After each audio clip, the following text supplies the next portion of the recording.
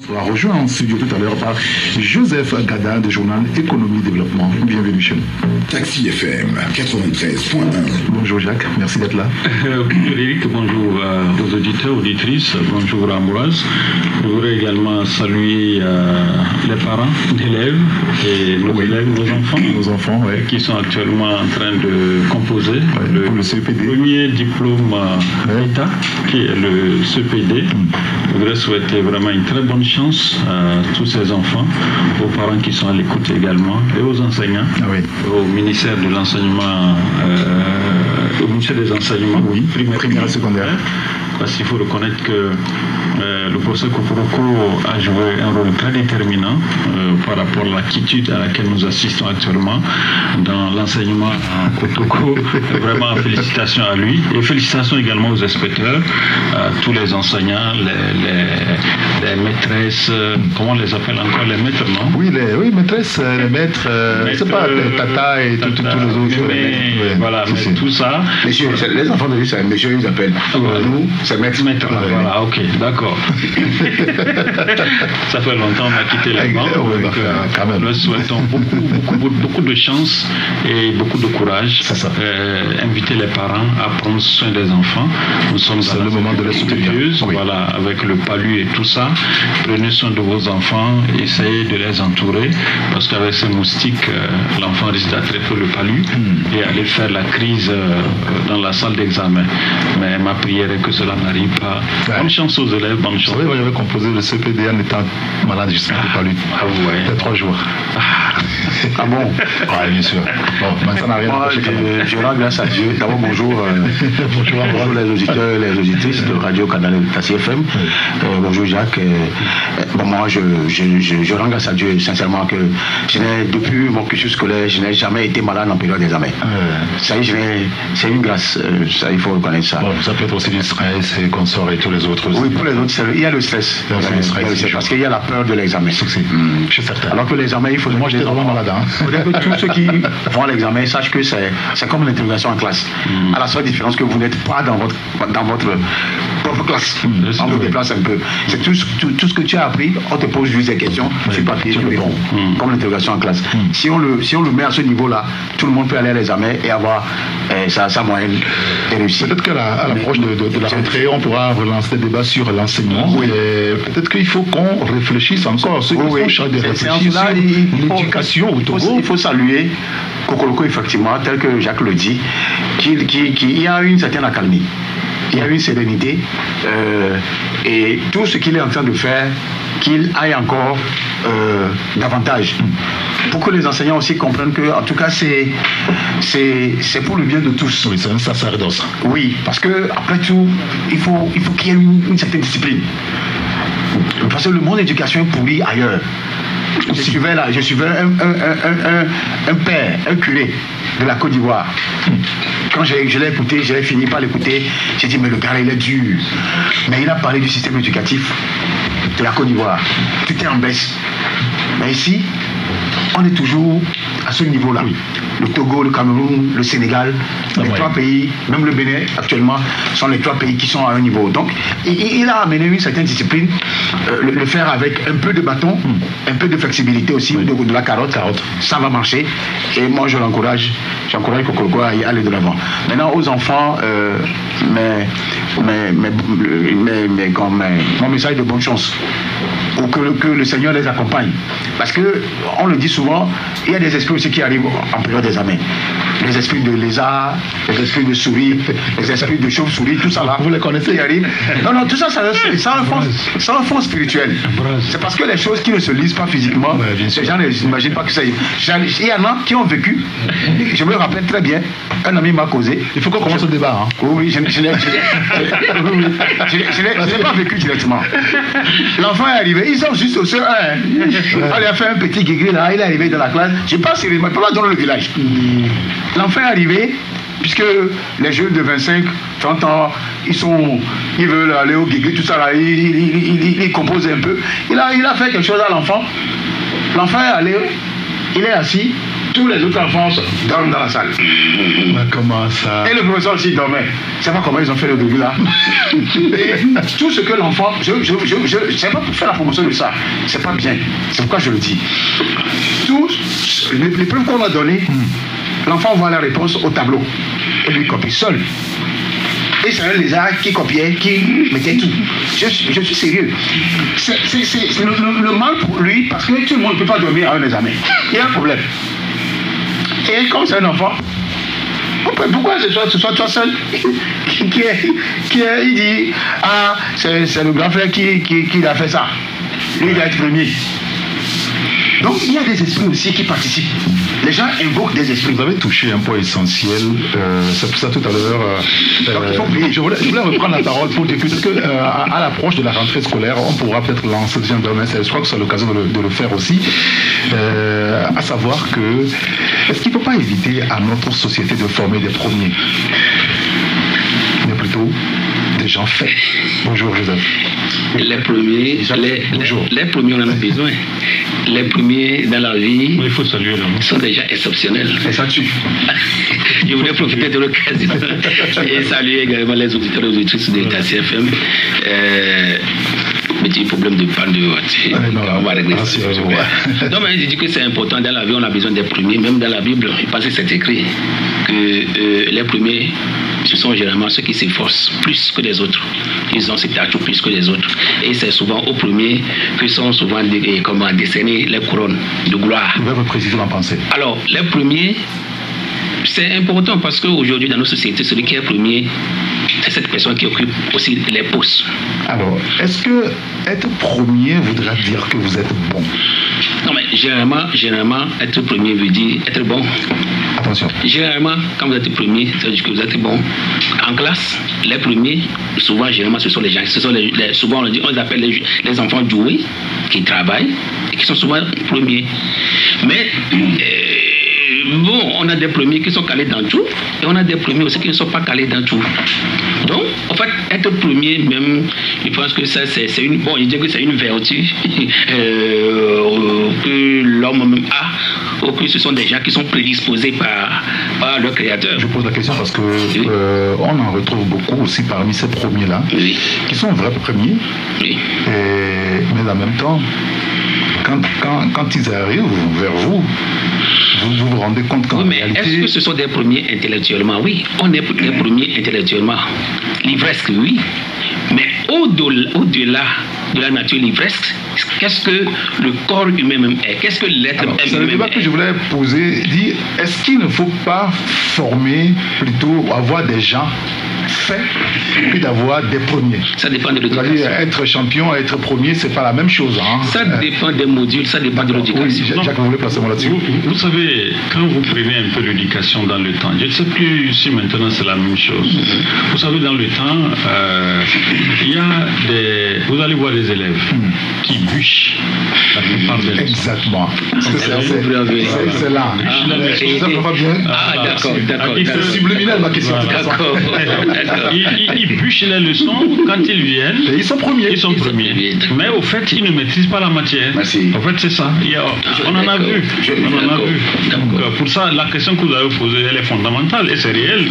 Et puis, vous allez voir que la plupart de ces élèves, il suffit seulement que l'épreuve ne vienne pas par rapport à la leçon qu'ils ont bûchée. C'est fini, ils sont désorientés. Ils échouent. On a vu des gens, moi j'ai fait avec des gens la faculté, qui sont brillants, surtout en anglais, et puis vous sortez, mais ils ne parlent pas un mot d'anglais.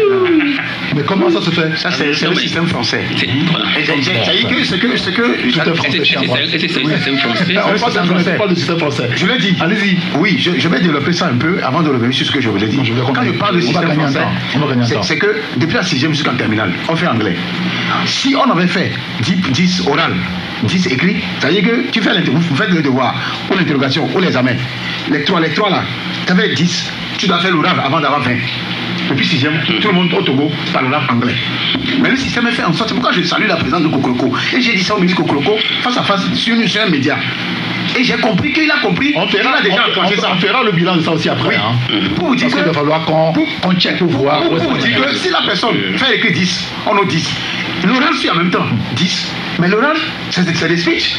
C'est le speech. Actuellement, au cours primaire, ça se fait. Hein, oui, c'est ça. Et c'est bon. Pour les compositions, ils font l'écrit, après ils font l'oral. C'est ça. Et je salue Kokoloko pour ça, parce que j'ai l'impression que tout ce que nous disons, il écoute, je l'ai dit face à face. Mais les responsables doivent écouter quand même. Oui, mais sauf que les autres, il y en a qui ne faisaient pas ça. D'accord, très bien. Maintenant, ce que Jacques disait, moi j'ai fait, tout récemment, j'ai laissé les cours, ça fait 2 ans, 2 ans, 3 ans. Quand on était au M1, les gens bûchaient, pas M1, la 3e année. Oui. Ah, ok. Il y a une là, c'est 16, c'est 17. Frappez la quai. Et je dis, arrivé à un moment donné, elle a 6. Et on s'est dit, pourquoi elle a été claire. S'il y a des devoirs qui sont soupçonnés d'être ramenés, il y a des épreuves ramenées, elle traite ça correctement, elle bûche. Et elle plaque. Un trait. Elles étaient juste 2 personnes qui font ça. La preuve, quand on est venu en M1, en Master 1, elle n'est pas arrivée. Parce que Master 1, tout ça là, c'est les professeurs les plus chevronnés qui arrivent. Maintenant le 2, ce n'est plus les professeurs d'université. C'est ceux qui sont des fonctionnaires, les directeurs de la fonction publique, directeurs des transports, directeurs de tout ça là, directeurs de l'ange, c'est eux qui viennent maintenant. Mais elle n'est pas arrivée. C'est maintenant, eux, ils sont maintenant arrivés à M2. C'est juste un exemple. Pour dire que ce que Jacques dit, les gens bûchent, mais ils ne maîtrisent pas. Alors que nous, avec notre âge, Eric, parce que tu me vois encore bûcher. C'est impossible. Sauf qu'il y a des définitions, il y a des arrêts. Oui, bien sûr, des arrêts. Tu dois faire l'effort d'avoir l'arrêt en tête. Mais moi, j'ai toujours dit à mes enseignants, mais toi, tu attends, j'ai dit, mais je me force quand même de poser tes tests. Être journaliste aussi, c'est pas du chocolat. Hein.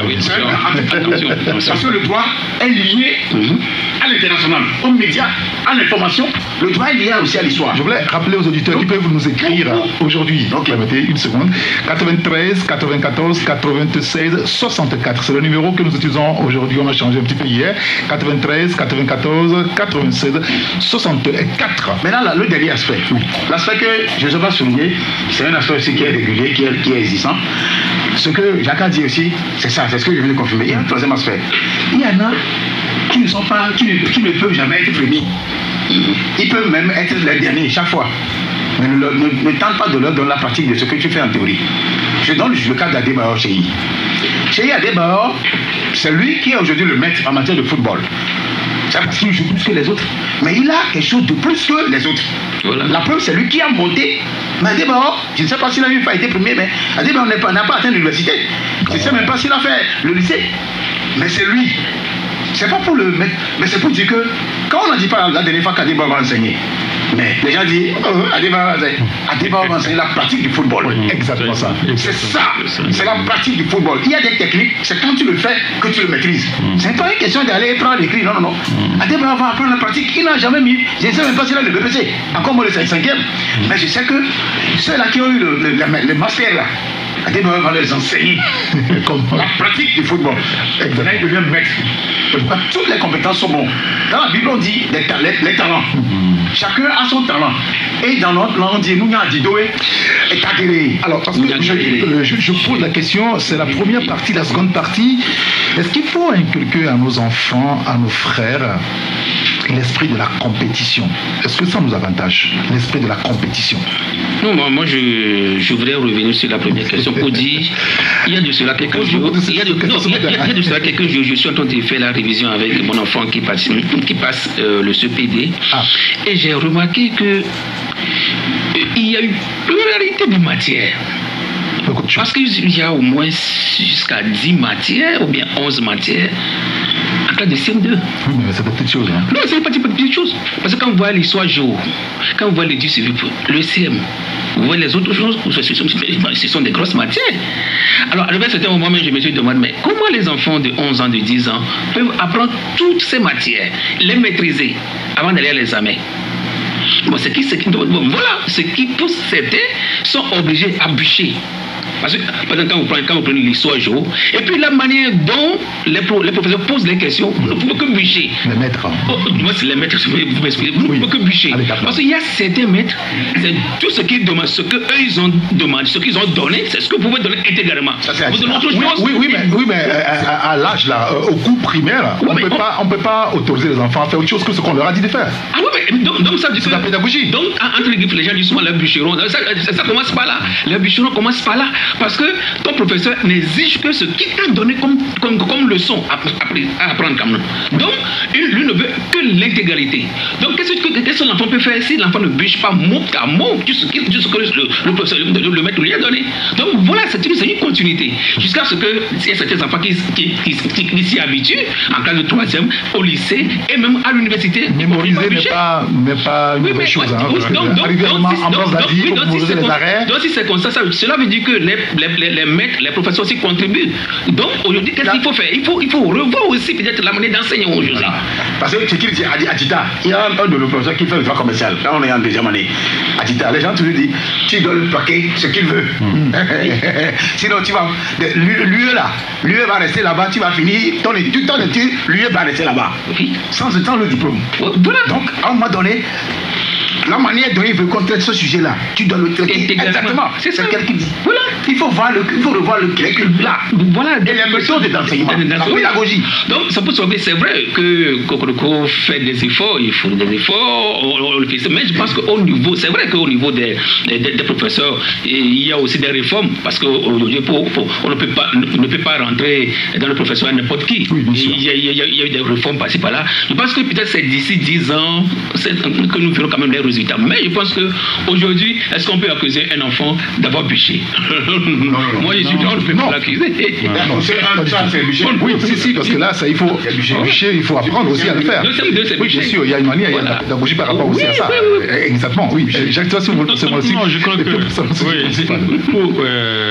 quand vous prenez par exemple le primaire, vous prenez le secondaire et le lycée, vous voyez que les curricula changent. Et puis la méthode également d'enseignement et d'enseigner également change. Bien sûr. Donc, quand vous prenez aujourd'hui nos enfants, tu dis à un enfant de te réciter une récitation, mais à la seconde, il te le fait. Ah oui, bien sûr. Prenez quelqu'un, par exemple, qui est en terminale, vous lui demandez une récitation, il va vous regarder. L'hymne national. Demandez à quelqu'un qui est un lycéen terminal de vous prendre l'hymne national. Ou bien soit le premier paragraphe, il ne peut pas. Mais quand vous lui demandez une théorie, il peut vous poser la théorie. Au fait, c'est ça. Donc, moi, je crois que partant du primaire, secondaire, en terminale, l'université, vous voyez que vraiment, il y a des mutations, il y a des changements.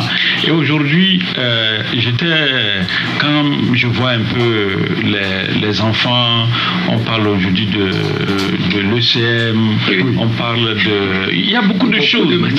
Les choses ont beaucoup changé, évolué. Vous voyez, au niveau de l'enseignement. Donc, il faut reconnaître que... Et puis, quand vous prenez les enfants d'aujourd'hui, par rapport à notre époque, vous savez que c'est le jour et la nuit. C'est le jour et la nuit. Les dictées qu'on faisait dans les années 80, si on ramène ces dictées-là aujourd'hui, nos enfants ne pourront pas. Je ne sais pas si vous avez lu, vous vous rappelez, on avait un livre dans le temps dont on appelle Afrique, mon Afrique. Si vous ramenez ce livre aujourd'hui, au cours primaire, pour les enfants, je vous dis... Non, on a fait l'NDBK, j'ai bien ça. Voilà. Oui, mais parce que justement c'est au programme et donc les enseignements se font par rapport à ça. Mais les enfants aussi nous ont dépassés. Aujourd'hui. C'est bien sûr. Ma fille vient à la maison, 4e. Elle vient leur exposer qu'on a fait en première. C'est ce qu'ils font aujourd'hui. Avec, c'est-à-dire tout ce qui comporte tous les auteurs, elles sont tout à 10 pages. Oui, mais attention, il ne faut pas bourrer aussi la tête des enfants. Non, c'est ça, c'est pas non, c'est important. C'est important ce que nous avons. Parce qu'il y a des professeurs aussi. Vous venez petit à petit. Il y a des professeurs qui bourrent la tête des enfants. Attends, Joseph, je vais t'expliquer. Oui. Tout dépend de l'établissement aussi et de l'angle. Non, tu dois dépendre du Togo et des modules. Oui, et du. Pas de ce que l'enseignant veut inculquer aux enfants. Mais tu sais qu'il y a une différence. Il y a des enseignants qui sont là, mais c'est ce que la direction dit de faire qu'il faut. Même s'il y a une méthode classique que tout le monde fait. Je vous dis que ça, dans le système d'établissement, tu ne verras pas ça. C'est-à-dire que la manière dont les enfants ont descendu, ils ont fait des recherches. Chaque fois on prend mon portable, je vais voir, tu sais, qu'est-ce que tu veux? Il dit, je veux tel auteur. Moi, je n'ai pas fait ça. Et elles ont la chance d'avoir tout ça là aujourd'hui à leur disposition. Elle a le nom, elle vient, on a pris quelqu'un, le chef du groupe. Celle-ci est secrétaire, tout ça là. Donc, celui qui est secrétaire là, c'est lui qui va tout faire pour aller saisir la chose.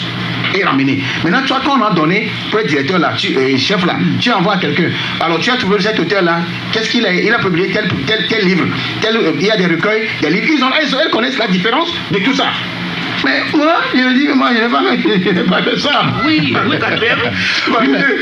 Joseph dit quelque chose aussi de fondamental. Oui. Il faut éviter de bourrer la tête des enfants. Vraiment. Parce qu'à l'avenir, risque. C'est pour ça que dans l'enseignement, il y a la méthodologie, il y a les matières aussi à enseigner. C'est vrai qu'en dehors des matières, les enfants peuvent faire des recherches. Mais attention, pas n'importe quelle recherche aussi. Il ne faut pas envoyer les enfants à l'enfer parce que pour leur donner des recherches à faire. C'est pourquoi il dit aujourd'hui, quand vous voyez... pour ça, je suis ravi parce que quand vous voyez aujourd'hui les modules, vous voyez que tout est bien simplifié par rapport au niveau de l'enfant. C'est vrai qu'il y a des professeurs aussi qui sont calés et qui veulent faire plus que ce qu'on leur demande de faire. Et c'est là où je dis que les enfants sont bourrés. Et après, vous allez remarquer même des enfants qui sont bien, qui sont des premiers de classe. Et après, 3 ans, 4 ans, vous constatez que c'est l'enfant chute lamentablement. Ce que vous allez nous dire, on pose aussi la question, quand vous allez en France, en Belgique, en Suisse, on dit, mais les gens ont à peine 10 matières dans la même catégorie que vous venez en Afrique, au Togo, au Cameroun. Non, mais ça, tourne de 30 matières. On se pose la question de l'opportunité de tout ça. En fait, ce que je dis, c'est que ça ne s'enseigne pas comme ça. Vous allez, par exemple, la manière dont les Français font leurs examens, font la composition de leurs examens, ce n'est pas la même chose qu'au Togo. Exactement. Là-bas, c'est les 8 noms. Bon, et puis pour certaines matières. Pour certaines matières. Et puis, bon, il y a quelques matières à réflexion. Mais ici, attention, Dieu sait ce que nos enfants endurent actuellement. Vous avez enduré ça aussi. Oui, mais non. Par rapport à ce que vous avez dit, vous savez, quand vous prenez par exemple le système d'enseignement des pays dont vous venez de citer, j'ai un frère qui est revenu avec ses enfants qui sont installés actuellement à Lomé pour quelques années. Après, ils vont retourner en Suisse. Mais vous savez, les enfants n'arrivent pas à s'adapter au système de l'éducation ici. Le monsieur est obligé de encore rapatrier ses enfants à la maison. Les enfants sont à la maison et les enfants sont obligés de se connecter pour suivre les cours en ligne, les cours en ligne. Vous comprenez? Parce qu'ils disent que le système ici, c'est un peu trop. Et parce que les enfants n'ont pas le temps de pouvoir s'amuser. Parce qu'ils disent que quand l'enfant s'amuse, sans seulement que l'enfant arrive effectivement à réfléchir, à fabriquer des choses. Vous comprenez? Il faut vraiment un temps relax pour les enfants de pouvoir savoir régulièrement inventer des choses. Et là, j'ai vu que c'est vrai. Parce que quand vous prenez nos enfants, l'enfant va à l'école à 6h. Certains établissements me libèrent les enfants souvent à 17h. 6h à 17h. Et des fois, les samedis, les enfants sont encore à l'école. Vous voyez? Les cours de répétition. Et on se rend compte qu'ils sont à l'école de lundi jusqu'à samedi soir. Et finalement, non. Moi, je crois qu'il faudrait... Ils sont la catéchèse. Et certains sont... Il y a certains qui font les TD même les dimanches après-midi. Les dimanches après-midi. Moi, je crois qu'il faudrait qu'au niveau du ministère de l'enseignement, il faudrait que le ministre Kokoroko puisse revoir certains établissements. Il faut reconnaître que certains établissements, c'est trop. On bourre la tête des enfants et finalement les enfants n'ont pas le temps de pouvoir réfléchir. Parce qu'il faut donner le temps également à l'enfant de pouvoir réfléchir. Ce débat-là, rassurez-vous, on pourra le relancer lorsqu'on se rapproche de la rentrée scolaire prochaine. Moi, j'appelle aux États-généraux de l'éducation. Ah, encore? Non, c'est important. Parce que depuis des années, on lance cet appel, mais ça ne marche pas. C'est qu'aujourd'hui, il faudrait qu'il y ait, cette réforme inclusive. J'insiste sur le mot inclusive. Pas une réforme qui vient d'une seule personne. Et c'est pour ça que j'ai peur aussi pour l'éducation, parce que lorsque cette personne un jour va quitter, je ne sais pas ce qu'on peut maintenir quand même l'équilibre là. C'est pourquoi moi, je ne suis contre personne. Mais je dis, il faut faire des réformes. Mais que des réformes soient des réformes inclusives, que ce soit des réformes qui viennent de tout le monde.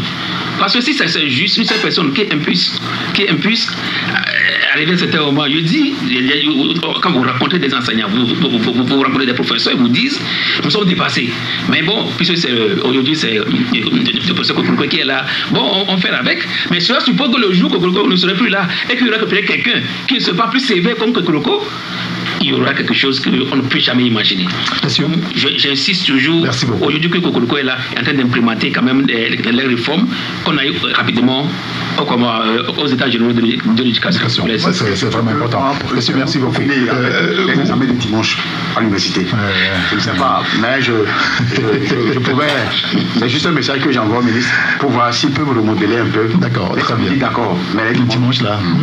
Alors, il y a un auditeur justement sur le sujet qu'on vient d'évoquer là et qui dit à propos de pléthore de matières qu'on inocule carrément à nos enfants, le poids du sac que portent nos enfants aura des impacts sur leur santé.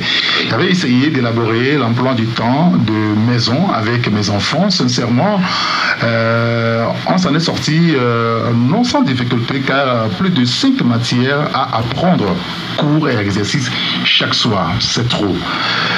Dis donc, c'est quand même... voilà. Bon, pour l'instant, il faut faire avec, tout en espérant que ceux qui sont chargés de réfléchir sur notre système éducatif puissent quand même réfléchir aussi dans ce sens-là. C'est pour cela que quand le Togolais sort avec des diplômes, il ne trouve pas du travail. Ça énerve. Donc, c'est pas que c'est l'état d'âme chaque jour. Vous êtes plus pressé parce que vous ne pouvez pas faire au moins plus de 13 ans ou bien 16 ans d'années sur le banc. Avec tous ces efforts. Vous savez qu'en Suisse, c'est pas comme ça. Avec tous ces efforts. Après, il y a un break. On va prendre juste après le bac, vous revenez encore. Même en cours d'année, il y a des moments où on va à l'école 3 mois, 2 mois. Après, on rentre en formation pratique, on revient. Les gens sont fous parce que quand vous sortez après votre master 1, 2, que vous ne trouvez pas du boulot, ça dit que vous êtes fous. Monsieur, merci beaucoup. On va avancer. Je voulais avoir votre avis. Est-ce qu'aujourd'hui, on doit diminuer le prix du carburant à la pompe? Oui ou non? Sinon, c'est clair. De la dernière parution, du jeudi, on a été clair. C'est vrai qu'on n'a pas touché carburant, mais c'est lié au gaz. C'est-à-dire que chaque fois, moi j'achète souvent une bouteille de 12 kilos. C'est ça. C'est 10 000 francs, moins 100 francs. Oui. C'est ça. C'est combien? Hier, j'ai acheté, mes yeux étaient rouges parce que je n'avais pas d'argent. Ce qu'on a acheté à 6 500. Non, franchement, il faut qu'ils diminuent ça. Parce que tout le monde font la ruée vers le charbon de bois et le bois. Et ça investit, ça coupe le bois. Quand les gens investissent le bois, les forêts, on veut reboiser. On veut reboiser 2 milliards d'arbres ou 1 milliard d'arbres. Maintenant, au même moment, on augmente le prix du gaz. Il y a un paradoxe. Même si c'est une subvention à haute dose, il faut le faire pour soulager les ménages. Les Togolais en souffrent trop déjà. Ça, c'est pour le gaz. Il y a un an. En mai 2022, le baril à l'international était à $122. Un an après, aujourd'hui, nous sommes en juin, c'est ça? Oui. Le baril qu'on a fouillé tout à l'heure, le baril est à $70. Ça fait 50 mois de moins. Oui, 52. Donc, ça veut dire que le pétrole qu'on a aujourd'hui à 700 francs, au-delà de ça, je voulais faire une précision, c'est que en décembre 2022, le baril à l'international est vendu à 125. En janvier 2023, 129. En février dernier, 130. En mars, 128. Quoi encore? En mai, 73. Fin mai, 72. 1er juin, 74. Et aujourd'hui, ça tourne autour de 70. Alors, je reprécise ma question. Est-ce qu'on doit diminuer le prix du carburant à la pompe aujourd'hui? Oui, j'avais parlé du gaz, maintenant je suis sur le pétrole. Je disais que si le pétrole était à 123 dollars, 122, il y a un an, et que les prix ont varié, ont progressé de 550 à 600 et à 600 quelque chose, avant d'aller à 664, avant d'aller à 700. Ça fait au moins 2-3 fois qu'on a augmenté le prix. Maintenant que le prix a chuté, quand tu vas en France par exemple, on vous dira que c'est la vérité des prix. Automatiquement, ça descend à la pompe. Au Togo, j'ai l'impression que qu'est-ce qu'ils font ici? Les 50 francs, les 50 dollars là, de marge là, eux, ils bénéficient de ça. C'est-à-dire qu'ils font tout pour garder ça. Jusqu'à ce que, quand ça monte, ça rentre peut-être quelque part, dans une caisse quelque part. Je vais parler de la caisse noire dont on a parlé dans le pétrole gate. Maintenant, c'est le peuple qui en souffre. De grâce, les Togolais souffrent trop dans ce pays. Si le pétrole est à 700 francs, et que la dernière fois, on a eu à acheter à 900 francs les boulets. Parce qu'on était obligé. Oui, si. Parce que les stations d'essence ont créé une psychose dans la ville. Tout comme on a attendu ça fait 2 jours. Ça fait 2 jours. Oui. La peur. Quand tu vas ici, on dit il n'y a pas de pétrole. Donc j'ai pris la tête, j'ai dit, tiens, ce monsieur-là va augmenter le pétrole, ça. Et c'est la tendance qu'ils ont pris. Ils poussent les stations d'essence à le faire et après ils augmentent. Sauf que ici, le baril est descendu jusqu'à $70. La tendance du prix du baril à la baissière est... De 122 à $70, il faut ramener le prix au moins à 450 ou à 500 francs. On pourra aussi opposer à vous, à Ambroise principalement, que l'État togolais fait des acquisitions. Voilà. Non, la subvention, ils ont dit, il y a la dernière fois qu'ils ont supprimé. Qui font des achats sur 3 mois ou stockage et consorts. Ça pourra justifier ce qu'on maintient le prix, malgré que la tendance est baissière à l'international aujourd'hui. Oui, le vrai problème, c'est quoi? Quand est-ce qu'on stocke et quand est-ce que ça finit? Ça, personne ne sait. Enfin, voilà. Vous savez, moi je savais. C'est ça le problème. Ouais. Quand est-ce qu'on passe les commandes? Voilà, quand est-ce qu'on passe les commandes? Tout le débat à ce niveau. Et je ne sais pas si vous avez fait une remarque depuis la fin du mois de mai jusqu'à aujourd'hui, vous allez... No battery, please charge. Ok. Je ne sais pas si tu as fait la remarque. Les choses... Ça ne tourne pas. Non, ça ne tourne pas. Je ne sais pas où est-ce que le blocus se trouve. Je ne sais pas quel est le problème. Pourquoi l'argent ne circule plus depuis un certain temps. Vous allez voir la plupart de nos compatriotes qui ont travaillé, qui devaient être payés par le trésor public. Ah là, c'est un problème. On ne sait pas qu'est-ce qui se passe. Voilà. Je ne sais pas quel est le problème. Si aujourd'hui il faut parler... C'est ce que quelqu'un m'a dit. Ah bon. Juste il a dit tout pareil quoi. D'accord.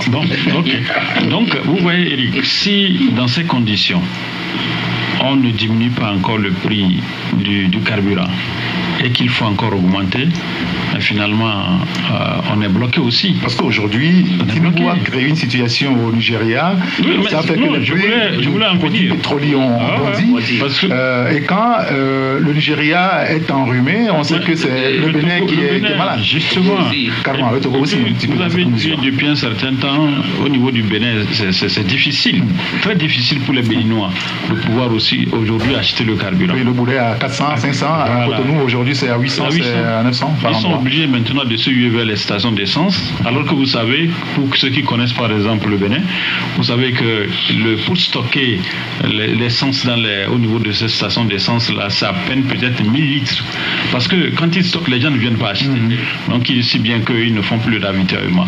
Donc le problème qui se pose actuellement au Nigeria avec le président Tinubu, si cela va avoir encore des répercussions vers nous ici, mais attendez, on aura des problèmes. Il y a des répercussions.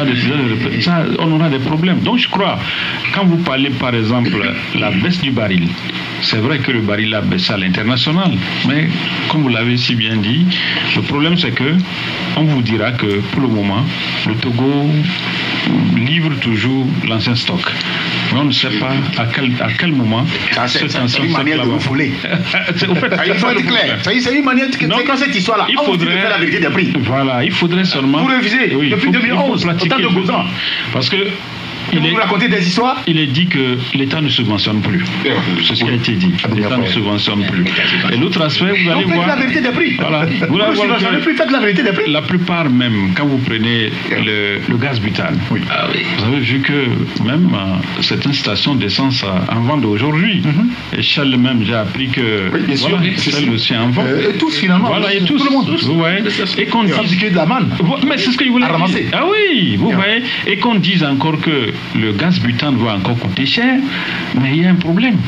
Il y a un problème. Au même moment, moi c'est ce que je ne comprends pas souvent de ceux qui nous gouvernent souvent. Vous dites de tout faire pour planter les arbres. 1 milliard d'arbres. Au même moment, vous ne diminuez pas le prix du gaz.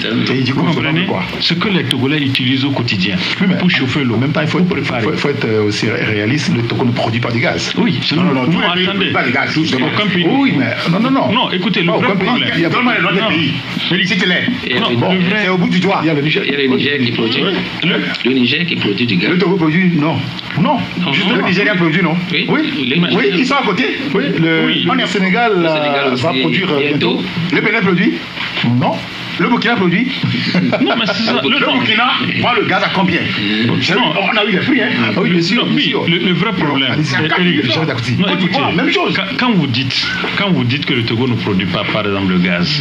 Non, je voulais juste qu'on relativise. Non, je viens. Écoutez, quand vous le dites comme ça, mais pourquoi il y a une multiplication de vente de ce gaz-là? Pourquoi les gens se sont hués vers là pour vendre le gaz? C'est parce que... Posez-vous des questions. Mais peut-être c'est quelque part, c'est des gens. Peut-être que c'est ceux qui sont quelque part là qui ont monopolisé le marché. En fait, tous les débats à ce niveau. Si on dit que le gaz coûte cher aujourd'hui, c'est parce que quelque part, ceux qui sont là, ceux qui vendent encore, et ils sont obligés de nous le vendre cher encore. Parce que aujourd'hui, quoi qu'on dise, moi, en ce temps, quand j'avais appris que Shell veut aussi vendre le gaz butane, c'est pourquoi je me disais, mais parce que le gouvernement a repris la gestion de Tiwel, mais qu'on dise encore que le gaz va coûter encore très cher dans le pays, je ne comprends pas. Ouais. Joseph Gada. Non, tu ne peux pas comprendre. C'est l'économie de gaz, on ne peut pas comprendre. Parce qu'on a l'impression qu'il y a certaines personnes qui ont cette facilité d'attraper le coup de l'économie, si vous permettez un truc fou, quoi. C'est-à-dire que c'est difficile à comprendre. Moi, j'avais cru peut-être qu'avec un petit hall qui appartient à l'État, puisque l'État ne subventionne plus, peut-être que la manne pouvait quand même être baissée de l'autre côté et qu'on ait peut-être une petite réduction sur les prix. Mais malheureusement, T-Hall se comporte comme les autres stations privées. Mais pourquoi les prix des produits pétroliers ont les mêmes prix au Togo? Parce que, enfin, je ne sais pas, quand on voyage un peu, on va en Occident, vous choisissez votre station d'essence parce que le prix qui est pratiqué est avantageux par rapport à la station. La question de savoir qui sont ceux qui sont les propriétaires de toutes ces stations d'essence. C'est le ministre. Voilà. Et pourquoi est-ce que jusqu'à présent, le pétrole, on n'arrive pas à diminuer? Vous savez que l'augmentation du prix du pétrole a causé aussi la flambée des prix des articles sur le marché. Oui. Ce qui fait et c'est ce qui est à la base de l'inflation aujourd'hui. Même si on dit que, même si le ministre Sani Yaya dit l'inflation chute, on constate que c'est toujours la même chose. Les prix augmentent le jour, je ne sais pas quand est-ce que l'inflation chute quand même au Togo.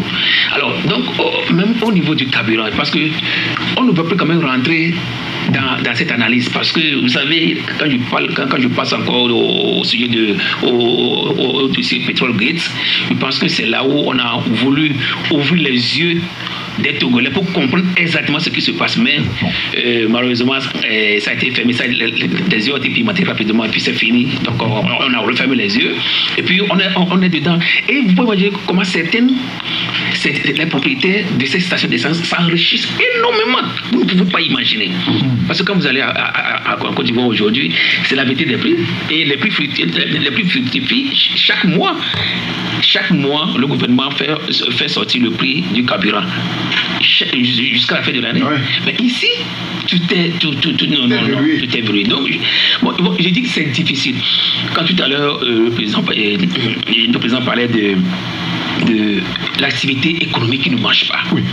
Ça, après 5 mois, vous avez constaté qu'il y a une stabilité. C'est-à-dire qu'on a l'impression que d'ailleurs, on n'a pas l'argent. C'est-à-dire que vous n'avez pas l'argent. Vous avez 100 000 francs dans votre poche, je vous dis, vous sortez là 100 000 francs juste pour acheter 2-3 articles, vous constatez que vous vous retrouvez avec 15 000 francs. Donc, on ne comprend pas. Pourquoi est-ce que l'argent ne circule pas? 2, est-ce que parce que les élections arrivent et que peut-être c'est le Togo même qui va organiser ses propres élections sur ses fonds propres? Ça, jusqu'à présent, c'est des hypothèses possibles aussi. Vous voyez déjà. Parce que moi j'ai dit, vous faites aujourd'hui à demander aux entrepreneurs privés qui font du travail à l'État, comment est-ce qu'ils arrivent à percevoir leur dû. Ah, les taxes. Non, je parle de rendre en possession de leurs fonds. C'est compliqué. Et n'oubliez pas. Quand vous introduisez une facture. Mais c'est compliqué. Il faut au moins 6 mois. Des fois même vous oubliez. Vous oubliez même avant qu'on vous appelle que il y a quelque chose. Et quand vous allez même, vous prenez les 2 tiers. Et puis bon, le reste, il faut encore espérer pendant des longs mois. Donc, c'est vraiment. Moi, je dis, nous vivons. Je ne sais pas comment les Togolais arrivent à vivre. Mais le reste, c'est parce qu'on me dirait que le Dieu est avec nous, qu'on ne continue pas à vivre. C'est compliqué. Les gens qui sont... Regardez, quand on parle du SMIC, le SMIC, on parle de 51 000 quelque chose, 52 000 quelque chose aujourd'hui. Mais est-ce que vous imaginez ce que les gens font sur les bulletins de paie, vous avez les 52 000 francs. Mais ce qu'on vous paye par le passé, c'est ce qu'on vous paie. Non, comment ça? C'est parce qu'on parce que la preuve veut seulement justifier. Donc quand vous allez à la banque, vous prenez les 52 000, vous venez retourner le reste à la caisse. Là, c'est grave. Non, je vous dis qu'il y a des gens nous ont approchés. Vous venez, vous restituez le reste, sinon vous renvoient. Voilà ce qui se passe. Donc, dans tout ça, je dis, comment est-ce que les gens arrivent à survivre? Et c'est pour cela que vous avez constaté que la corruption ne peut jamais finir. Non, la corruption ne peut jamais finir. Parce que tout ça, là, ça fait que quand les gens rentrent au service, qu'est-ce qu'il faut faire? Des entreprises qui paient le SMIC, et puis ils ne payent même. Non, ça dit que sur le bulletin, vous voyez les 52 000, les 52 500. Vous allez à la banque, vous percevez, et puis vous ramenez le reste. Vous ramenez le reste. Sinon, on va vous renvoyer. Et ça là, les gens m'ont approché au moins 2-3 fois. C'est quoi ça? Voilà, mais c'est ça qui existe. C'est une nouveauté. Et ça existe. Moi, je n'ai jamais imaginé ça. Mais ça existe. Et ça peut exister aussi. Je vous dis que ça existe. Donc, aujourd'hui, la corruption, quand vous voyez la corruption ne fait qu'augmenter. Parce que il faut que l'autorité réagisse. Il faut y et il part, il va dans. Il a dit que le reste, le reste, il ne sait pas ce qui se passe. Comment ça? C'est le président? Non, il se passe. Attendez. Oui. Moi, je n'ai jamais imaginé ça. Non, mais c'est les gens peuvent la plus renseignée du Togo. Oui, mais je dis que ça existe aujourd'hui. Tu vois ça? C'est la manière dont le pays même est gouverné de façon bifurquée. C'est ce que les chefs d'entreprise aussi font. On n'en a pas d'argent, on vous dit de payer. Comment faire pour survivre? Nous sommes obligés de faire comme ça. Ils vont te dire ça la vérité. Il y a un pot ici, il y a un taxe là-bas, la CNSS vient prendre, le TR vient prendre, et il y a même un pot sur le revenu. Comment vous pensez que ceux-là qui font ça? Je ne suis pas en train de faire l'apologie de ce qu'ils font. La preuve, ça me révolte. Mais ils auront leur raison à justifier. La personne, le chiffre d'affaires est à 1 500 000. Il doit payer au moins 4 personnes chaque mois. On lui dit de payer, il paye 35 000, 25 000 pour le gardien, tout ça là. 52 000 maintenant. Le problème est venu même chez moi dans notre paroisse. Et on est en train de réfléchir. Quelqu'un qui n'arrive même pas à faire entre 19h et 21h. Il ne tient pas. Il ne tient pas. Et des fois, il se saoule.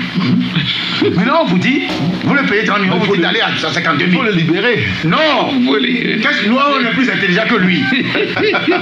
Maintenant, il faut passer par le droit. Il faut qu'il remplisse les conditions, les critères. Tu viens, ça fait jusqu'à l'aube. Ça dit viens avec 19h là, c'est jusqu'à l'aube. Quelqu'un d'autre vient le jour. Maintenant, tu as un bulletin de paie, on te paie. Et il y a un cas de charge. Mais il y a un contrat. Gare à toi, tu ne respectes pas le bulletin de charge. Mais il y a un contrat de travail, non? Il y a le contrat, justement, je parle du contrat. Tu ne respectes pas, on te donne un avertissement. Un deuxième avertissement, ça veut dire ça t'enlève le blâme. Oui, bien sûr. Moi, je vous donne tout simplement, dites-moi comment les enseignants, est-ce que les enseignants ont été payés au salaire de 52 500? Non, le public, ils seront payés. Jusqu'à présent. C'est clair. Non, je parle des privés. Oh, les privés. Et chercher là où c'est compliqué. Et chercher là où je suis. Là où il y a l'erreur. Là où il y a l'erreur. Ce que je voudrais dire, voilà une piste quand même. Ça. Ok. Donc voilà. Ah oui? D'accord, très bien. Bon, il va être midi bientôt, dans 4 minutes. Et il y a un auditeur qui nous dit, puisque nous parlons en réalité de pétrole, te dit, On veut la vérité des prix, c'est tout. Le flou qui entoure ce domaine profite à la minorité. J'ai l'impression que le pays est partagé entre ces gens, donc l'auditeur, et un autre qui nous dit le problème de produits pétroliers est un casse-tête chinois pour nos pays. Quand le prix du baril baisse à l'international, nos dirigeants qui sont au même moment propriétaires des stations d'essence prennent le malin plaisir de se sucrer en gardant les anciennes offres avec les prix exorbitants. Quand le géant Nigeria éternue, c'est le Togo et le Bénin qui se mouchent. On a acheté du boulet à 1000 francs dans certains quartiers de Lomé. La dernière fois, oui, c'était ça. Oui. Ah ouais. Et aujourd'hui, hier lui-même, c'était 950 à Djaglé. Ah ouais? Oui, boulet, le prix du boulet, 950. Et je vous dis, toi bien qu'aujourd'hui, certains sont en train de contourner pour aller dans les stations d'essence. On dira que bon, faut pas acheter le boulet, il faut oui, mais aujourd'hui, non, mais il a dit que dans oui, il faut multiplier les stations d'essence. Le vrai problème, c'est quoi? Oui, quand vous parlez de boulet, mais c'est ici à Lomé que vous retrouvez la plupart des stations d'essence. Et c'est dans les grandes villes que vous retrouvez les stations d'essence. Les villages, là, vous faites quoi? C'est les boulets. Je ne sais même pas pourquoi on parle d'essence frelatée. Quand c'est en ville, le lot devient freelaté. Quand c'est dans les fermes, c'est essence. Et moi, je vous dis qu'un pompiste m'a dit que tout ce que vous faites là, quand vous criez que non, que c'est l'essence frelatée, est-ce que vous savez l'essence qu'on nous envoie à 2h du matin? À 2h du matin, il y a des camions citernes qui ne livrent qu'à 2h du matin. Non, je sais pas. À 2h du matin. 2h du matin, les stations. Peut-être des stations d'essence. C'est le patron même, il me dit. Il y a des choses que vous ne voyez pas. Non. Si vous avez des navettes là, les zombies là, les petits bateaux là, allez sur la mer. Bon, on ne peut pas y aller. Justement, on peut aller. Le pétrole qui est dans nos stations d'essence là, il m'a dit peut-être à part Total, il a cité. Je ne veux pas. C'est-à-dire que tous les boulets là, tout ce qui rentre dans nos véhicules, c'est bourré. C'est ceux qui viennent de là. C'est le trafic. Comment oui, mais ce que vous dites est grave. Hein? Non, c'est la contrebande. Oui, c'est quand même grave. Hein? Il y a des choses qu'on ne peut pas dire. Moi, il m'a dit ça, j'ai dit quoi? Je travaille avec une institution de la Banque mondiale où on nous envoie des chiffres. Oui, des données tout le temps. Mais la fois passée, j'étais surpris quand on nous a envoyé des données disant que le Togo, il y a une production pétrolière au Togo. Le Togo a produit 1,2 million. 1,2 tonnes. Mais j'ai dit, en 2022, cette année-là, en 2022, le Togo a produit du pétrole. Que le Togo a produit 1,2 tonnes de 2 millions de... Ah non, pas 1,2 tonnes. Donc j'ai dit non, pas non, laisse-moi vérifier, mais parce que c'est le Togo a produit. Oui, le Togo quand même a produit en 2022. Donc je suis en train de chercher tout à l'heure la contenance. J'ai donné l'information, mais j'étais surpris parce qu'on a donné les données de tous les pays de l'Afrique de l'Ouest, du moins producteurs de pétrole. Bon, c'est le pétrole qui passe sur le côté ou bien nous-mêmes on en produit. Non, mais puisque souvent le gouvernement nous explique que c'est le pétrole qui passe sur la côte. Non, mais quand on te dit on produit, bon, je ne sais pas. Oui, c'est produit là, c'est produit. Moi je ne comprends pas. Puis à chaque fois, vous savez que ce problème-là a fait l'objet des critiques par le passé. Et quand le ministre nous a expliqué non, que ce sont des pétroles vendus ici, et bon, qui se retrouvent aussi dans le budget du Togo. Bon, si c'est comme ça, moi je ne sais pas. Alors, il y a un auditeur qui nous dit sur le sujet du carburant, moi je pense qu'on nous triche. Pourquoi je dis ça au Ghana? Quand vous voulez acheter du gaz, vous allez directement à la pompe pour payer du gaz comme on a l'habitude d'acheter le carburant dans les stations d'essence. Alors au Togo, on charge la bouteille et on charge dans les camions pour distribuer dans les stations d'essence. Ça, c'est une firana. Et ça ne dure même pas. Et personne ne sait vraiment si c'est que... C'est vrai, des fois on mesure devant vous, des fois on ne mesure pas. Vous ne savez pas. Je dis ça finit des fois. Le vrai problème, Eric, je ne sais pas si vous avez une fois pris de l'essence. Oh Dieu. Amusez-vous et mettez de l'essence dans votre véhicule. Vous allez voir, vous faites quelques kilomètres seulement. C'est fini. Oui, des fois, on se pose des questions. On ne sait pas si c'est de l'air. C'est l'air. Les pompistes là. pas possible le l'air. Non, mais c'est possible. Oui, ils en font. Ils en font. Moi, un ami m'a dit ça. Oui, moi aussi, ils en font. Ce que Jacques dit, quand tu veux s'arrêter pour concert là, on te dit il faut aller en Côte d'Ivoire. Je dis non, je ne veux pas aller je dois voir le tableau. Ambroise, vous descendez calmement de votre voiture, vous allez rester devant. Non, je pousse un peu, je vois. Oui, il est 12h sur la radio. Ils m'ont volé. D'accord, on a compris. Il est 12h sur la radio. On marque une pause, on revient juste après. Joseph Gadaye et Ambroise Pondio, on était en train de parler de la possibilité de diminuer les prix des carburants ou des produits pétroliers en général. Et Joseph, vous avez finalement retrouvé les chiffres? Oui, j'ai retrouvé les chiffres. Bon, ça, c'est le rapport mensuel sur le marché pétrolier d'avril 2023 publié par l'Organisation des pays exportateurs de pétrole. Les pays exportateurs du pétrole. Oui. Donc, c'est le nom du Togo tout dedans. Oui, il y a, parmi les pays de l'Afrique de l'Ouest, le Togo ferme la marche avec 1,9 million de tonnes de pétrole 1,9 million de tonnes. Et exporté en 2022. Comment vous pouvez diriger un pays comme ça? Ça, c'est le peuple qui l'a. Ça, c'est un rapport 2023. Vous exploitez du pétrole dans le pays, vous ne dites rien aux gens du pays. C'est comme ça on dirige un pays. Très bien. Messieurs, merci beaucoup. Je pense qu'on aura tout dit à peu près. Ce sont des analyses. Après, c'est le gouvernement ou l'autorité qui décide de diminuer le prix ou même d'augmenter le prix. Il faut diminuer le prix. Bon, d'accord, très bien. Messieurs, merci beaucoup. Je voulais vous interroger aussi sur un sujet. Vous savez, depuis Covid-19, oui, c'est ça, Covid-19, non? On avait dit il n'y a pas de manifestation, il n'y a rien. Même si la situation s'améliore, même si quand ça commençait pas à s'améliorer, il n'y avait pas d'autorisation, n'est-ce pas, pour faire des manifestations publiques, y compris les partis politiques, les associations et consorts. Nous sommes en 2023, nous sommes à quelques pas des élections législatives et régionales, mais toujours au niveau des organisations de la société civile, de certains partis politiques, à l'honneur comme à l'intérieur du pays, ce n'est pas aisé de se regrouper. D'où, la semaine dernière, le parti FDR a sorti un communiqué pour se plaindre à cette allure. On est en train de façon de bloquer le pays. Qu'est-ce que vous en pensez, Jacques Dakouti? Non, vous avez bien fait de mentionner les FDR qui connaît un peu Maître Apevon. Oui, bien sûr. Vous savez que c'est quelqu'un qui n'est pas trop... Non, c'est pas agitant, hein, voilà. C'est un peu calme. Mais si Maître Apevon parle comme ça, c'est qu'il est dépassé. Moi, je crois qu'il est temps que le gouvernement puisse déverrouiller tout ce qui se passe. Et vous ne pouvez pas imaginer que les partis politiques qui disent qu'ils vont se rassembler et la société civile pour discuter, on dit non, vous n'allez pas vous retrouver pour discuter. Finalement, on ne comprend pas.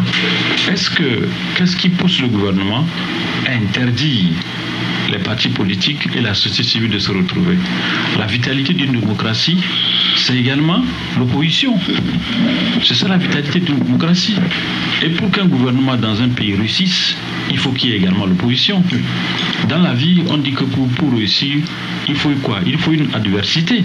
Il faut que tu puisses avoir un adversaire tout le temps qui te pousse, même si tu arrives à réussir ou bien à échouer. Ouais, donc je crois qu'il faudrait aujourd'hui que le parti au pouvoir puisse déverrouiller les rencontres, les réunions. Parce que vous voyez ce que les gens en disent sur les réseaux, ce que les gens disent quand vous écoutez un peu l'opinion. Parce que les gens disent qu'ils ne peuvent pas imaginer, du moment où, par exemple, c'est un parti autre, s'il veut, par exemple, si le parti veut organiser les manifestations, ils n'ont pas de problème. Mais quand il s'agit de l'opposition, ils n'arrivent pas à le faire. Et puis, tous ceux qui sont en train de créer ce blocus-là autour du président Faure, je vous dis, ne rendent pas service au président. C'est pas du tout bien. Parce qu'on ne peut pas imaginer, lorsque le président de la République va visiter une localité. Oui, on l'a encore vu vendredi. On voit une mobilisation. Voilà, les gens viennent. Quand d'autres sont allés, on les a chassés là-bas. C'est pas bien. Ça, il faut reconnaître. Nous sommes dans un pays. Ça finira un matin. Il faudrait que les gens se disent, non, écoutez, non, on ne peut pas continuer comme ça. Moi, j'ai dit, ceux qui font ça ne rendent pas service au président de la République. Ça, il faut le reconnaître. Parce que le président de la République est le garant des institutions. Le président de la République, il est là pour tout le monde. Le président de la République n'est pas là pour un seul parti. Vous comprenez? Lui constitue aujourd'hui un rempart. C'est le père on peut dire, c'est lui qui dirige aujourd'hui le Togo. Le président Faure Gnassingbé, il a besoin de l'opposition. Il a besoin des citoyens, il a besoin de la société civile. Donc il ne faut pas trop oppresser les gens. Je vous dis, si on ne sait pas faire, vous oppressez les gens, un matin, ça va exploser. Quand va exploser, c'est pas moi qui le dis, ça comme ça. Vous ne pourrez pas contrôler. Mais ça fait mal, ça il faut le reconnaître. Ça, c'est pas qu'on est contre quelqu'un, mais ce qui se passe, nous sommes des citoyens. Il faudrait que le Togo, notre devise dit quoi? Travail, liberté, patrie. Oui. Nous avons la liberté. Ils ont égaré la liberté. Se réunir, vous voyez. Donc je crois que quelque part, et pour le moment, quand on parle, entre-temps on avait parlé de Covid.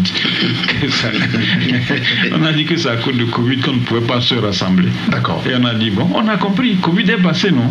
Ou bien, l'état d'urgence. Jusqu'à là, on n'a pas appris qu'on a levé l'état. On ne sait pas pourquoi on ne va pas lever vers le nord. Oui, d'apparemment. Voilà, d'abord, ça peut se comprendre que, bon, il y a toujours les attaques.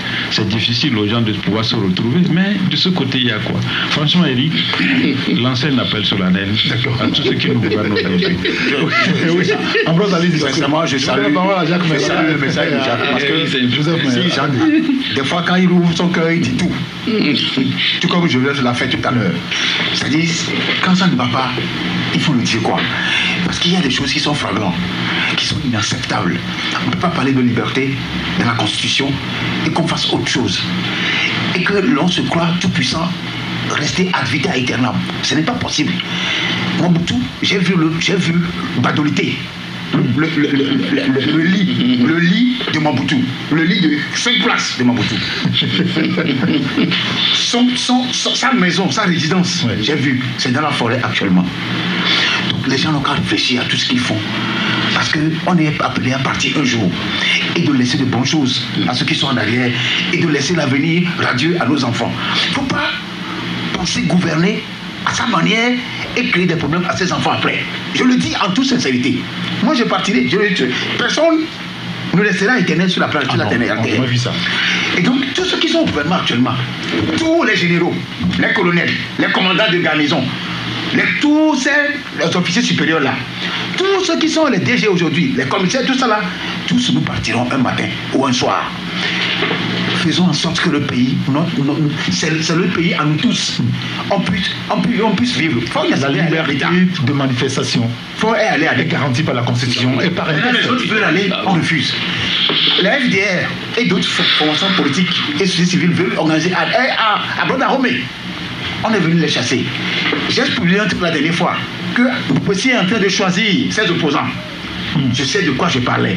Quand on parlait de Jikis Olympio, qui a fait 2 lettres à 2 pôles de son parti pour organiser un congrès, et que Boupessi accepte un parti et on va chasser les autres par les soldats, l'autre, ça c'est le choix que Boupessi fait.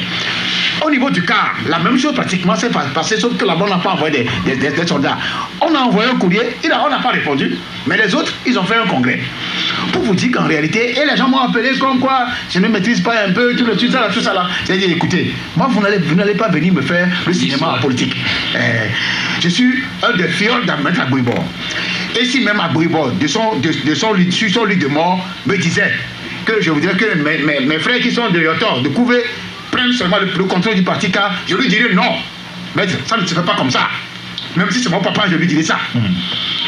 Un parti, c'est un parti. Un parti, c'est pour tout le monde. Tout le monde doit venir. Il y a les Kolani, il peut y avoir des Nadjombe, ça je parle de Bassa. Il peut y avoir des Ganda, ça c'est le leçon. Il peut y avoir tout. Il peut y avoir tout dedans. Mais au Togo, on a l'impression que les gens fonctionnent ethniquement.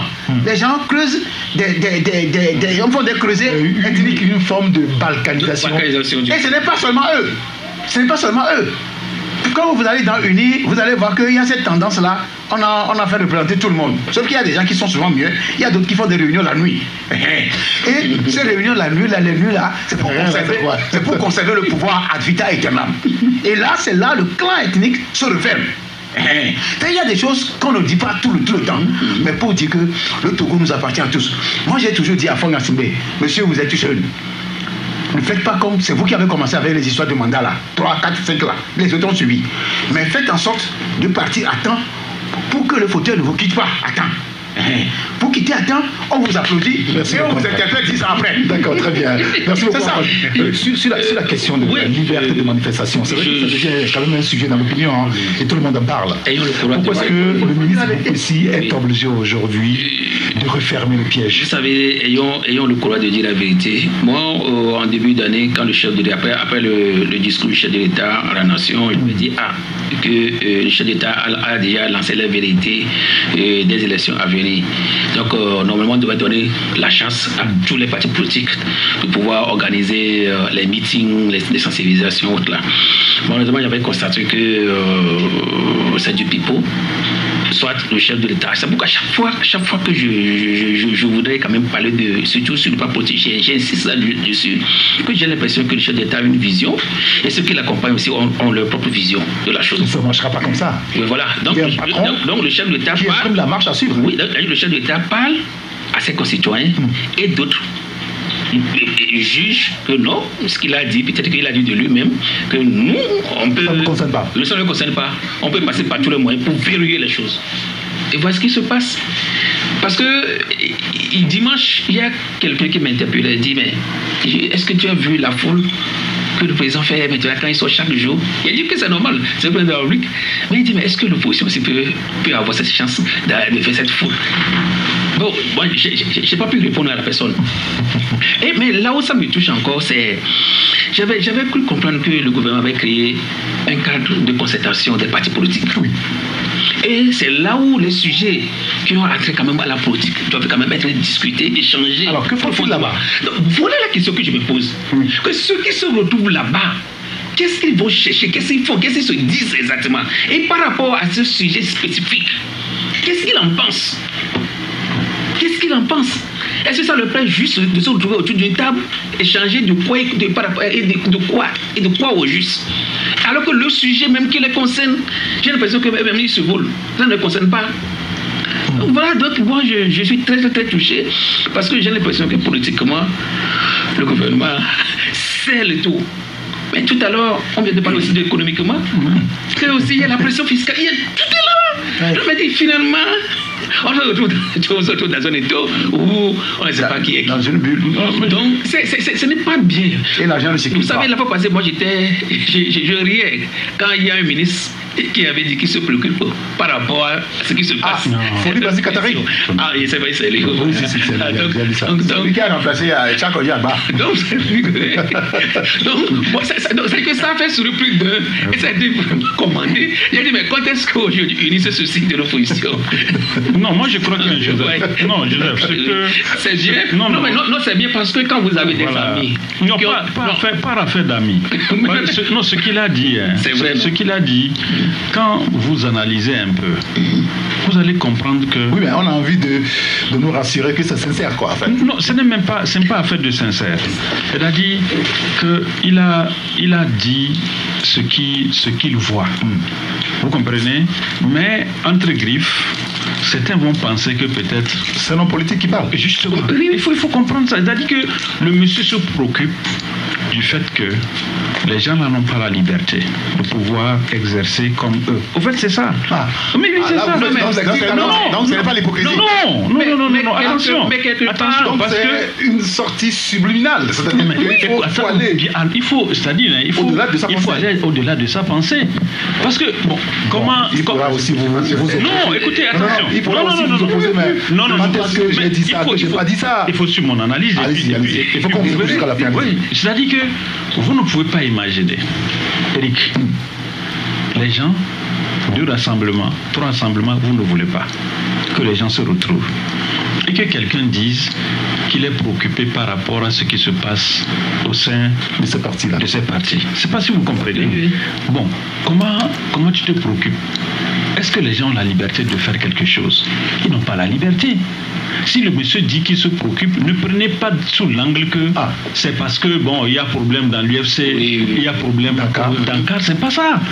La préoccupation aujourd'hui, je vous dis, personne n'est content de la situation actuelle, de ce qui se passe par rapport à l'opposition togolaise. Parce que je vous dis toujours, un vous l'avez dit, il faut déjà déverrouiller bien sûr, mais les manifestations le problème, c'est qu'un pays qui est là, une gouvernance qui est là, qu'il n'y a pas d'opposition, ça ne marchait pas. Prenez même Jésus sur cette terre, il avait quoi? Des opposants. Il avait des opposants. Oh. Et ça marchait. C'est comme ça. C'est dans la diversité qu'on grandit. Ah oui.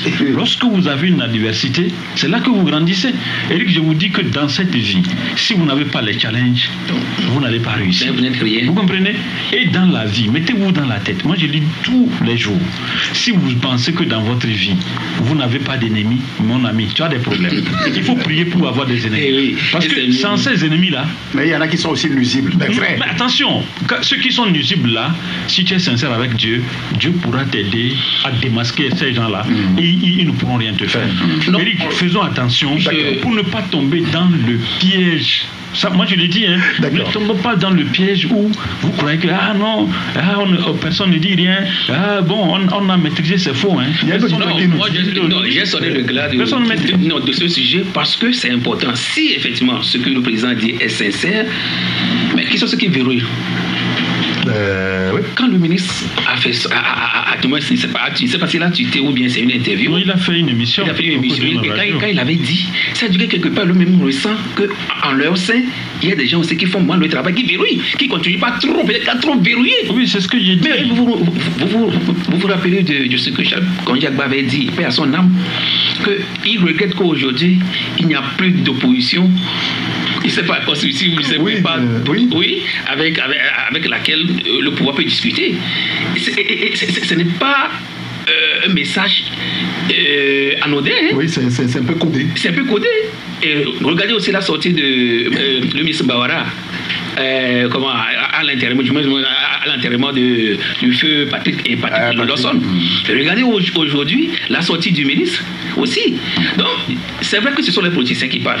Alors, si effectivement il y a une opposition dont vous regrettez aujourd'hui que ce n'est plus une opposition constitutive avec laquelle vous pouvez échanger, mais qu'est-ce qu'il faut faire aujourd'hui?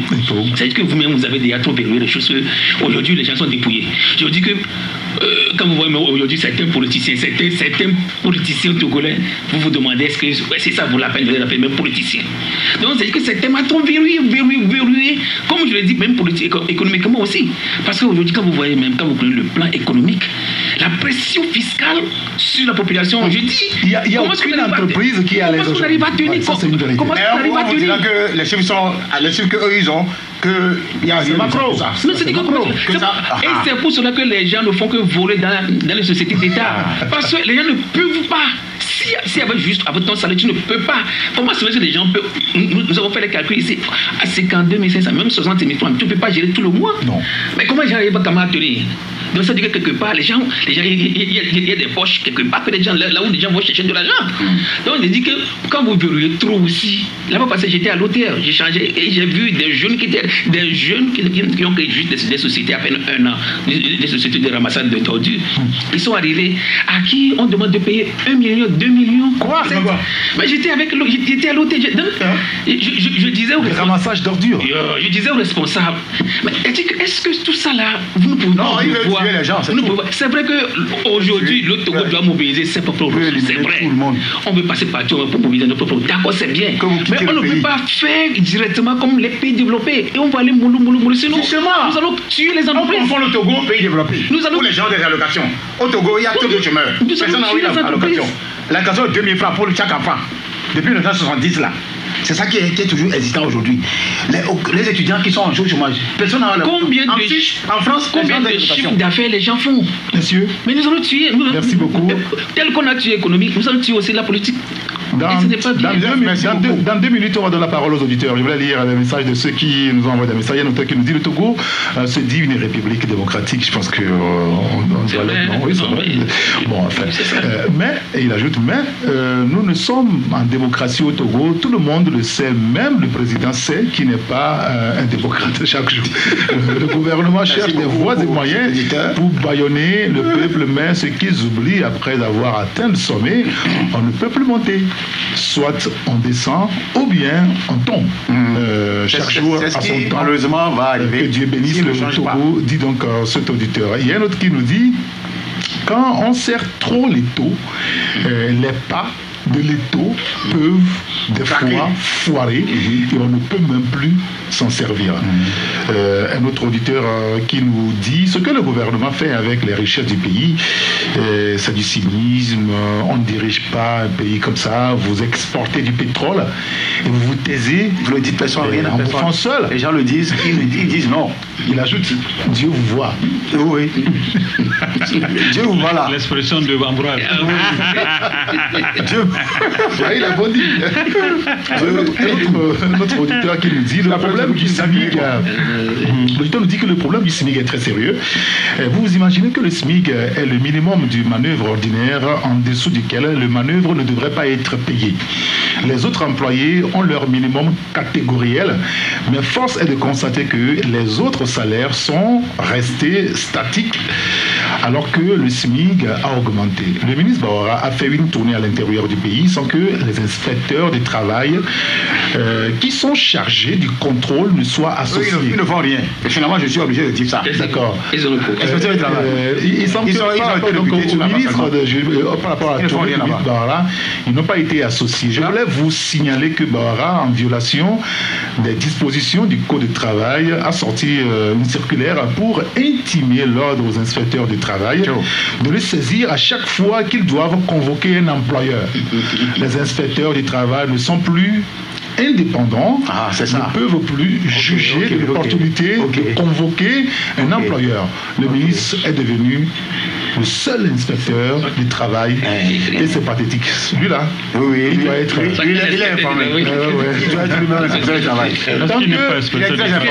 Il dit tant que les services de l'inspection du travail ne seront pas une priorité du gouvernement, l'injustice sociale sera la norme. Sinon, j'avais eu écho qu'il n'y a même pas de... Il y a véhicule, tout ça. Comme le ministère au niveau du ministère du Commerce, la direction intérieure, il n'y a pas de véhicule pour faire. Ça veut dire que les gens font sciemment de nous dire qu'il y a des services, mais ils savent qu'ils ne feront aucun travail. Bon, j'ai beaucoup de messages, c'est vrai, mais je voudrais aussi qu'on écoute ceux qui veulent nous appeler en direct. Vous mettez vos casques, s'il vous plaît. On va prendre le premier auditeur sur le 92 60 81 81. Allô? Oui, bonjour. Daïsi, comment allez-vous? Oh, ça va, quoi. Super. Ça va, je suis tombé dans un caniveau découvert là. Encore? À Minamalou, ma voiture a coulé. Oh. Je porte un corset depuis. J'ai pris souvent sur Métropolis, Beningui, mercredi, machin. Il faut qu'ils envoient des caterpillars sur ces routes-là. Parce que Minamalou est desservi par de grandes routes, au moins 6-7. Et si vous y allez, c'est fou, quoi. Donc, je suis dessus. Mais vous avez parlé tout à l'heure, Dada a parlé tout à l'heure qu'il n'y a plus d'opposition au Togo. Et que le Togo relaye. Est-ce que c'est bon? Non, c'est pas lui. Il parle de quelqu'un qui a dit ça. Le Togo relaye ça. C'est pas normal, c'est pas possible. Attends, vous voulez qu'on demeure dans le parti unique? Non. Et puis, ça pourchasse, ça persécute un seul parti. ANC, par exemple, qui n'a jamais collaboré, qui a laissé plus de plumes dans la dictature.